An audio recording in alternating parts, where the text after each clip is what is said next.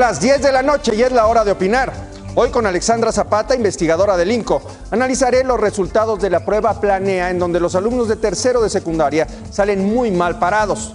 Luego, con Fernando Moreno, hablaremos sobre el Festival Internacional de Cine Judío en México. Y para terminar, con Luis de la Calle y Jorge Hernández Tinajero, debatiremos el tema de la semana. En esta ocasión, la legalización de la marihuana, sus costos y sus beneficios. Quédese aquí, en Foro TV, que ya comenzó la hora de opinar.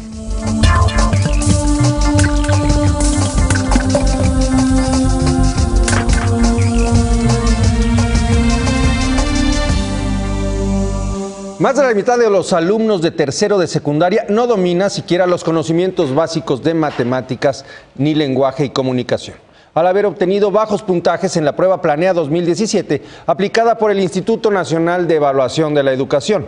Para el área de lenguaje y comunicación, en 2015 la calificación promedio fue de 503 puntos, al igual que en el mismo año, en una escala que va de 200 a 800 puntos. En tanto, para matemáticas aumentaron de 501 a 504 puntos, un aumento marginal. Con respecto a matemáticas, el 64.5% de los jóvenes quedó en el nivel 1, donde se comprueba que solo pueden resolver problemas que implican comparar o realizar cálculos con números naturales como sumas y multiplicaciones, mientras que solo el 5.1% alcanzó el nivel 4, es decir, demostraron ser aptos para resolver problemas que implican números fraccionarios y también decimales, así como emplear ecuaciones para encontrar valores desconocidos en problemas verbales. Para el caso de lenguaje y comunicación, en 2017, 33.8% de los jóvenes calificaron en el nivel 1, que es el más bajo para dicha materia. De acuerdo con esta clasificación, los jóvenes pueden identificar y extraer información en textos y gráficas, pero tienen dificultades para interpretar el sentido de los textos y también vincular la información presentada en ellos, mientras que el 40.1% entró al nivel 2 y el 17.9% al nivel 3. Para analizar estos datos, alarmantes sin duda, se encuentra con nosotros Alexandra Zapata, investigadora del INCO, y bueno, colaboradora honoraria, ¿no?, de este espacio. ¿Cómo estás, Alexandra? ¿Cómo estás, Primitivo? Muchísimas gracias por la invitación. Bueno, la semana pasada se publicaron estos datos, el día 25, y bueno, lo primero que nos viene a la mente, lo primero que nos provoca es un impacto fuerte al saber las cifras, al decirnos la mitad, bueno, los chavos de secundaria no entienden lo que hacen, no saben realizar operaciones complejas, no entienden, no aprovechan, ni por mucho como debe ser, lo que leen. ¿Qué nos dicen las cifras, para empezar? Porque me parece que hay dos temas, el de las cifras y el de la prueba, que también ha estado sometida a debate.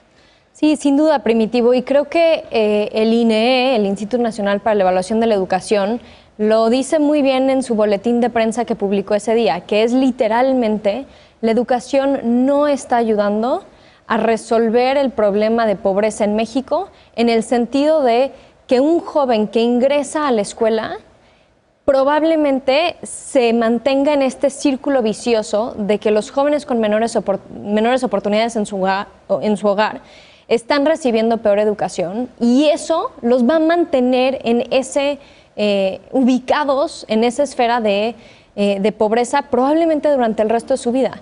Y los jóvenes con mejores oportunidades de entrada están teniendo acceso a mejor educación. Ahora, eso no significa que incluso en México tengamos jóvenes que están obteniendo altos porcentajes o altos puntajes.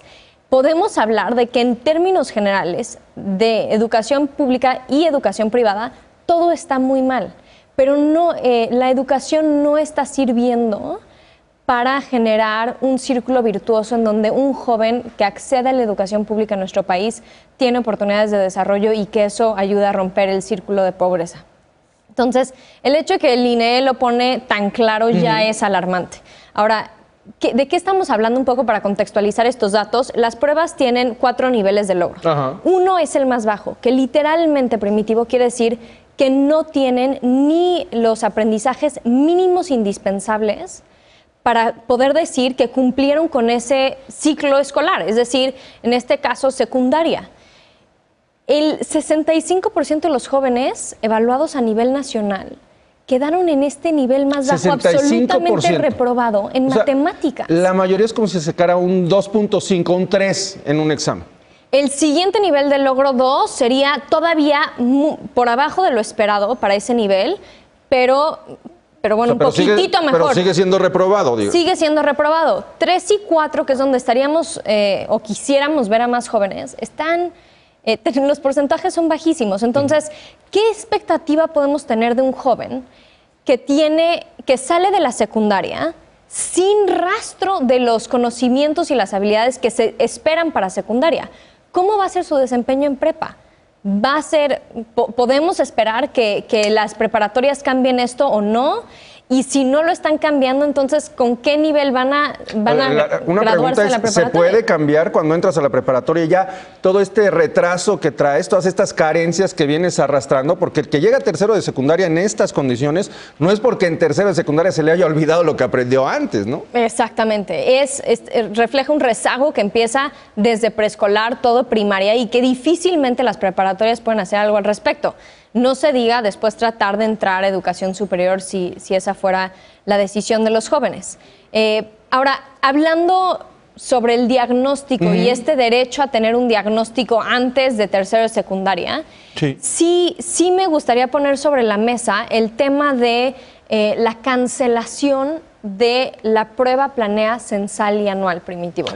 Eso es importante, porque es un cambio. A ver, venimos arrastrando un cambio de modelos. Además, en los últimos años se han cambiado las pruebas y en este caso, cuando hablas de la prueba censal y anual, estamos hablando de un cambio radical porque además esta prueba planea nueva es a través de un modelo de muestras, tengo entendido, ¿no? Exactamente. Los resultados que hoy estamos discutiendo son resultado de una muestra, una prueba muestral, que hace el INE a algunas escuelas en el país y a algunos alumnos. No se aplica a todas las encuestas, a todas las escuelas, es como una encuesta. Exactamente. ¿No?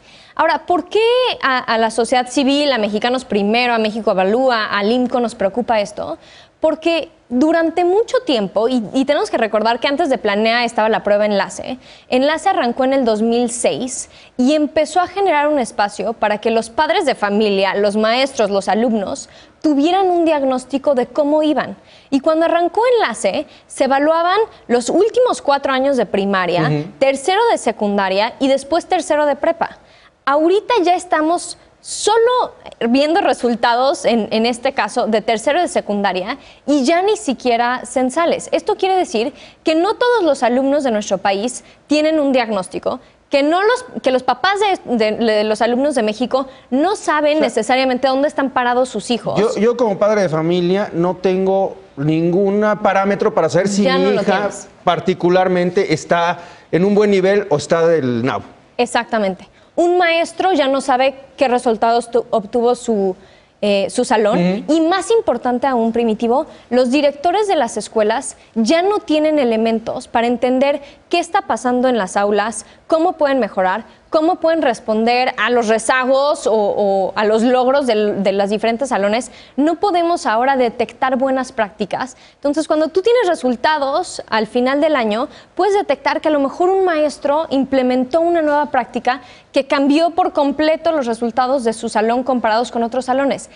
Esa capacidad la estamos perdiendo y estamos perdiendo la capacidad de poder cruzar esos datos con otros datos que nos arroja el sistema educativo, como por ejemplo poder ligar los resultados de los salones, de los alumnos, con capacitaciones que reciben los maestros. Imagínate si nosotros pudiéramos entender qué capacitaciones realmente están teniendo resultados tangibles en las aulas y poder fortalecer esa capacitación, que más maestros tengan acceso a esos cursos de formación continua. Estamos perdiendo esa capacidad y estamos viendo una secretaría, Primitivo, que ya no le ve el valor a la evaluación, que ya no le ve la evaluación a tener estos insumos de datos, a medir, a entender qué está pasando, y sí es muy preocupante. ¿Cuál es el argumento de este planteamiento, de este modelo de prueba? Mira, hemos escuchado algunos argumentos. Uno de los argumentos principales es la falta de presupuesto. Han dicho también que a lo mejor es innecesario. A mí me parece muy preocupante que una secretaría, después de ver que evidentemente estos resultados son incómodos, que no son los resultados que quisiéramos ver los papás, los maestros, los mexicanos, una secretaría pueda cancelar una prueba como Planea, que generaba un insumo fundamental para la toma de decisiones en el sector educativo. Imagínate entonces, Primitivo, que veamos otra secretaría que dice, estos resultados me incomodan, entonces vamos a cambiar o cancelar una medición de la pobreza, por ejemplo. No podemos permitir esto. Se tiene que restablecer la prueba Planea. De enlace a Planea se recortaron el número de años evaluados, entonces ya no estamos evaluando tercero, cuarto, quinto, sexto, o segundo, tercero, cuarto, quinto y sexto, sino ya solo se está enfocando o se debería enfocar en sexto de primaria, tercero de secundaria y tercero de prepa, pero no podemos perder la muestra. ¿Vale la pena hacer eso, enfocarse en los 3 últimos años? Porque alguien te podrá decir, pues entonces ya ¿para qué evalúo el tercer año? Digo, lo evalúo para tener un parámetro de cómo están las cosas, pero ya perdimos 2 años de secundaria y ya perdimos 5 años de primaria. Es decir, no hay un seguimiento real de lo que ocurre a lo largo de todo el proceso educativo. Sin duda es un argumento. Ahora sí entendemos también la infraestructura, el presupuesto que requiere evaluar a todos los alumnos de manera censal todos los años de primaria y de secundaria, pero sí creo que los resultados le permiten al papá entender cómo puede apoyar a su hijo y al alumno de manera integral. Esos resultados se deberían de llevar a la secundaria. Los maestros de secundaria deberían de tener como insumo los resultados que obtuvieron sus alumnos en sexto de primaria, y los directores sí tienen una capacidad fundamental de entender cómo están llegando, cómo avanzan los jóvenes durante la primaria o la secundaria para llegar a unos conocimientos que, como dijiste, no se construyen ni en sexto de primaria ni en tercero de secundaria, sino se construyen a lo largo de esa trayectoria, de primero de primaria a sexto o incluso antes. Entonces, eso sí me parece que podemos tener insumos de ciertos años sin perder la calidad de la información que nos está arrojando. Porque además hay grandes hoyos negros. O sea, incluso territorialmente hay regiones completas de Oaxaca y de Chiapas en donde no se pudo hacer la prueba. No se pudo evaluar, pues porque son regiones alejadas. Entonces, evidentemente, también las poblaciones más pobres no tienen derecho a ser evaluadas y entonces no hay una retroalimentación ni una política que pueda ser aplicada para verificar y garantizar que la educación tenga calidad. Y al perder ese derecho, Primitivo, pierden también el poder de exigir. Un papá tiene el derecho de exigir cuando sus hijos están no teniendo los resultados esperados. Eso es un insumo para acercarse con el maestro, para acercarse con el director, entender qué está pasando y construir un plan conjunto para tratar de corregir el rumbo. Y lo vemos en las estadísticas. Las poblaciones indígenas, las poblaciones marginadas, están teniendo los peores resultados en estas pruebas. Y regresamos al punto inicial. La educación no está ayudando a cerrar esa brecha y tendríamos que ver una respuesta muy contundente por parte de la Secretaría para enfrentar este reto, tomar acciones para corregir el rumbo, y la falta de datos y la falta de estos insumos nos preocupa muchísimo. Lo hemos visto y el CIDE publicó en julio del año pasado un estudio en donde hablaba de cómo estaba completamente paralizado el avance del Sistema de Información y Gestión Educativa, este CIGED, este centro de información que permitiría cruzar datos del sector educativo y a partir de eso guiar la política educativa. Fue uno de los compromisos más importantes a partir de la reforma y las leyes secundarias. Uno de los insumos primordiales de este CIGED iba a ser el censo de escuelas que se levantó en el 2013 y 2014. Eso no ha avanzado. No tenemos evidencia de que exista un CIGED, no tenemos evidencia de que esté avanzando, no tenemos evidencia de que se tomen decisiones basadas en evidencia. Y esta cancelación y esta pérdida de otro insumo importante es un reflejo más de cómo no se está utilizando evidencia para guiar la política educativa y estamos yendo a la inversa de lo que quisiéramos ver. ¿Qué percibes? ¿Por qué vamos a la inversa? Porque al final revisábamos periódicamente se publicaban los resultados de la prueba enlace, ahora de Planea, y siempre los resultados son los mismos. Es decir, son alarmantes, pero no son sorprendentes. No estamos avanzando y bueno, eso nos muestra que no ha servido de nada tener estas mediciones, hacer un diagnóstico, si es que se ha hecho, porque no han cambiado no han cambiado como se deben los modelos, el modelo educativo o los modelos, porque además cada región, cada entorno, cada ecosistema social, si así me permites llamarlo, pues requiere un modelo diferente o modelos adaptados, ¿no? Sí.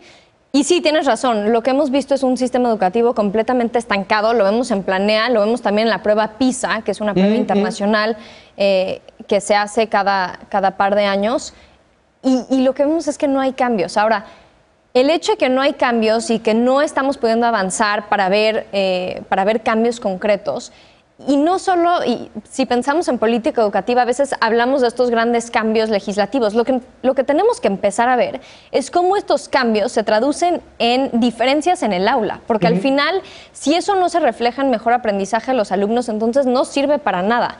Ahora, perder estas mediciones pierde la capacidad de seguir dando seguimiento. El hecho de que no hemos podido mejorar, no, al contrario de ver esta reacción por parte de la Secretaría de cancelar las pruebas, lo que deberíamos de ver es mejor capacidad desde las secretarías federal, evidentemente, estatales, pero también a nivel supervisión, a nivel directores, en donde gracias a la prueba anual censal, ellos puedan implementar un cambio y ver cómo eso se refleja al año siguiente en las pruebas. Una escuela que estuvo en esta muestra probablemente no tenga resultados otra vez, a lo mejor en varios años. Entonces, ese director pierde la capacidad de tener ese indicador independiente que no nada más le da una idea de cómo están sus alumnos, sino cómo están sus alumnos comparados con otros estados, otros alumnos en situaciones similares, etcétera, en el contexto mexicano.